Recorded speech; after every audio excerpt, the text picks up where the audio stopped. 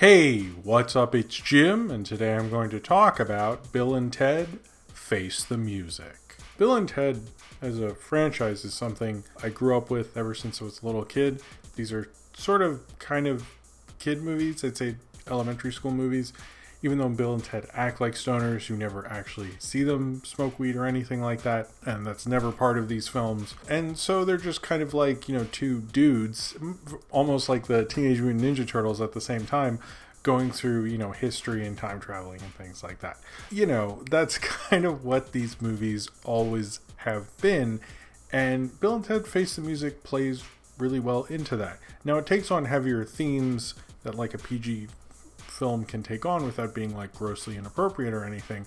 Particularly the idea of Keanu Reeves and Alex Winter, who are returning to these roles after all these years, kind of dealing with middle age and not accomplishing as much as maybe they would have liked in their lives, as they have not actually written the great song that's going to unite all of time. Didn't know that was the plot of basically everything from, Excellent Adventure to Bogus Journey.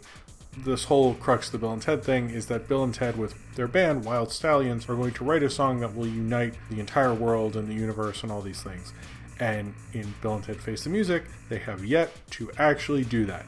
Maybe Bogus Journey sort of acted like they did at the end, but they didn't, because I think they just played Kiss's Only Rock and Roll With You or something. They didn't, and they're kind of stuck in middle age. They have two daughters named Thea and Billy, which is cute. They're married to the princesses they took from 1500s England in the original film, and life just hasn't worked out that well. They were really successful with their band with Death, that sort of fell apart, and now they're sort of just not sure what's going on. But because they haven't written this song, time and space and reality are having problems holding together because it needs this song to unite everything, and the song is not written.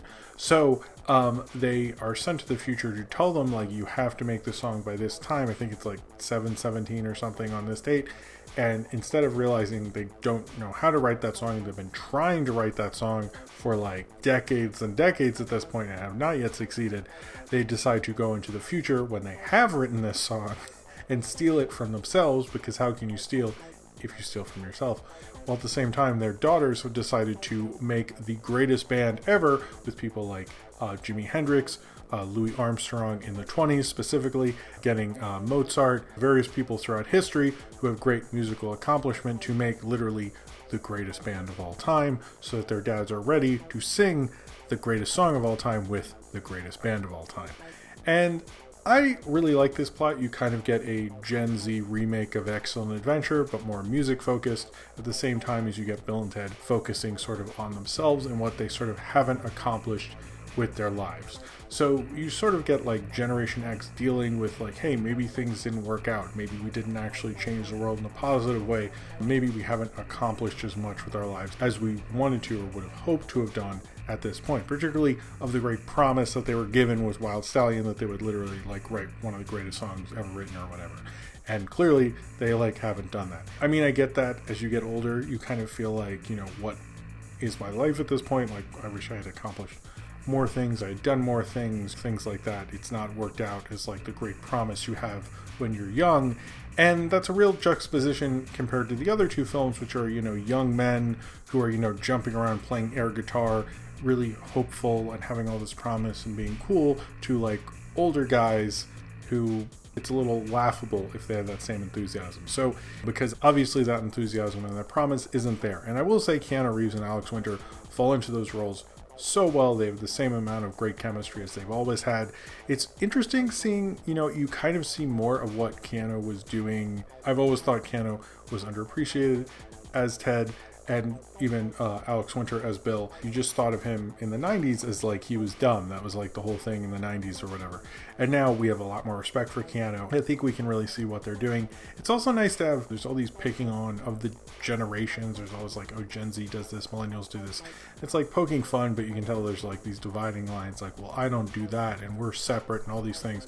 And it's great to see a multi-generational film where both generations are helping each other for a common goal, while also highlighting their current kind of dilemmas in a very healthy space. When you look at the daughters in this, their view on music is far wider than their fathers were, who were just like into, Eddie Van Halen and Megadeth or whatever, like metal. They were into metal, but obviously like technology has changed and you have more access to more musical history. So their version, they pick out all these people from music history they just have in their mind. They know Louis Armstrong's great because they've listened to Louis Armstrong. They're music nerds and they've listened to everything. And you get a different view of that. I remember hearing like, Eddie Van Halen would be in this and stuff. And it gives it a little fresher that if you saw like, Eddie Van Halen and Axl Rose in this, maybe that would seem appropriate, but it would just seem like kind of sadder and going on tropes. You get this whole different viewpoint seeing it from these girls' perspective. Also seeing these guys sort of deal with like what's important to them now isn't just a history paper or something like that. It's the fact that their marriages are falling apart because, they've been sort of like hitting their head against the wall trying to do something and they've never succeeded. And, they're in marriage counseling with the two princesses. The princesses are going into the future. Also, that one they don't address as much, but there's only so much this movie can do, in all fairness, where they see that, how their lives turned out, and it's, like, not really ultimately that great. Like, this is sort of a turn for them. This is the turn where things get bad. They've hit middle age, and their wives are sick of their crap at this point. They don't really have jobs. They're in a band that isn't successful anymore, which that is the one thing involves realities folding in on itself and all that stuff, that and going to hell and all these like ridiculous things Bill and Ted does. But the fact that a 90s band in as nostalgic centric as this society is couldn't do a reunion tour and play some dates and make some money at this point is so laughable to me. But whatever. Aside from that, I was like, you mean they couldn't just get on one of those tours where it's like 17 alternative bands and people go to a stadium or something?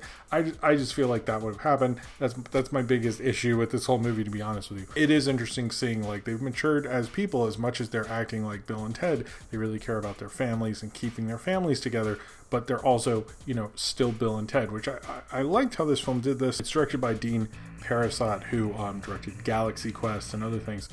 So it has kind of like a fun sci-fi vibe to it. He's a good director for that.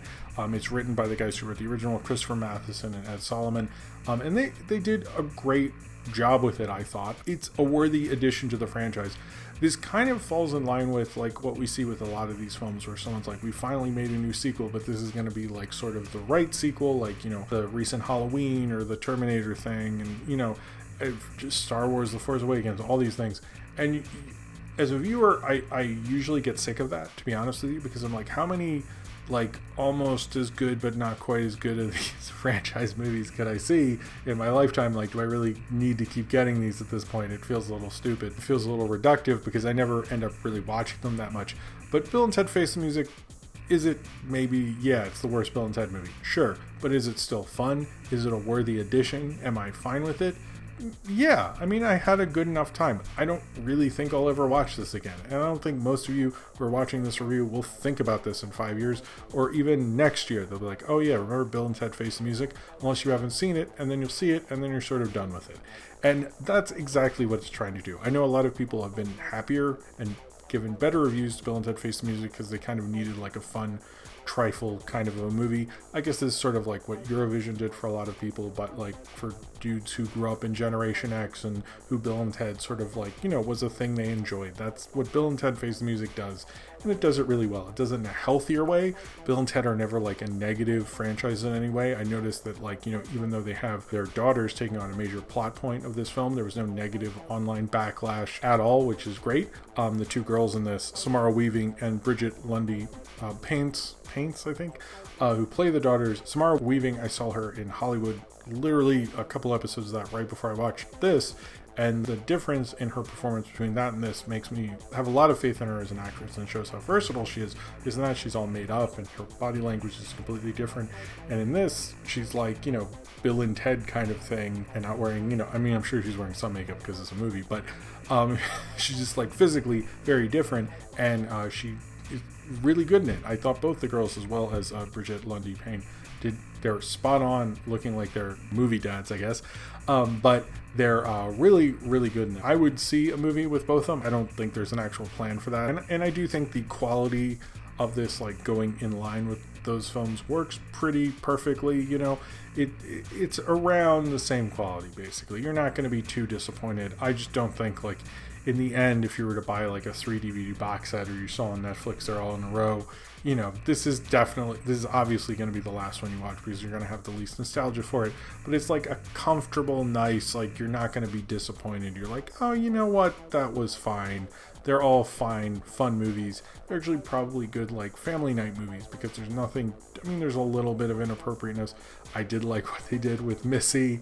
Now moving on to his brother was actually really funny.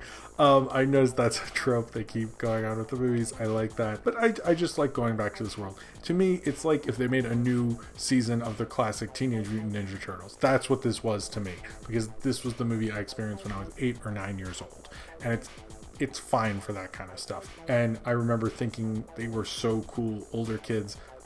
They're still older kids to me right now, but I can sort of relate to like their predicament of having to deal with middle age. Feel like you haven't maybe, felt you got to do everything you possibly could have done, or you become a great success or something like that. And this what deals with that, but it kind of shows you like the main thing they're focused on isn't the fact that they aren't a success for the sake of being a success, but they aren't a success for their families, and that their families ultimately love them. I think it's not like their families like, you guys suck. Although it seems like they didn't save their money for a fairly successful rock band, but that's a whole other thing. They have nice houses, they seem comfortable, but I don't know. Bill and Ted Face the Music is a fine, nice, lovely, kind of nice little comedy. If you're familiar with the Bill and Ted movies and you love growing up with them, then you'll have a great time with this, and it'll be a good, hour and a half VOD, or if somehow this is playing in a theater near you, it's worth the trip.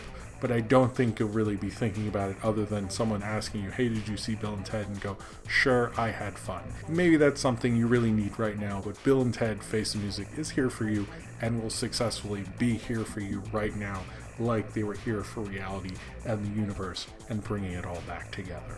So if you've seen Bill and Ted Face the Music and you would like to talk about it, then comment below in the comments and subscribe if you would like to.